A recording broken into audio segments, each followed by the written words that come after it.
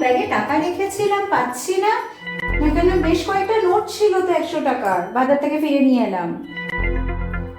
ও, যেই নোটগুলো তুমি বাজার থেকে নিয়ে এসছো ওইগুলোকে আমি ধুয়ে দিচ্ছি। মানে নোটগুলো অনেকগুলো 100 টাকার নোট ছিল, আপনি ধুয়ে দিয়েছেন? মানে নোট কেন ধুয়েছেন?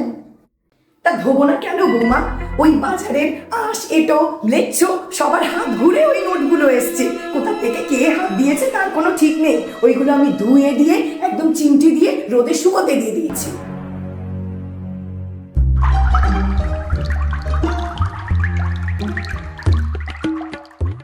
শোনো বৌমা, আজকে কিন্তু গ্রহণ আছে।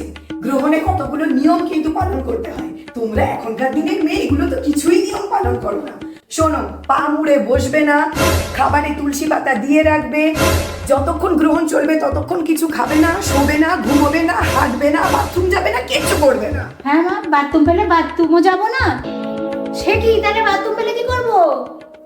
শোনো বৌমা, বেশি কথা বলো না। আমি যেগুলো পালন করছি সেগুলো একটু শোনো তো। আমরা তো জানি যে এর পেছনে সাইন্টিফিক কারণ, জিওগ্রাফিক্যাল কারণ কি আছে। এত কিছু নিয়মের কোনো ব্যাপার নেই মা, শুধু খাবারে তুলসী পাতাটা দিলাম ব্যাস, আর বাকি অত নিয়ম মানতে হবে না গো।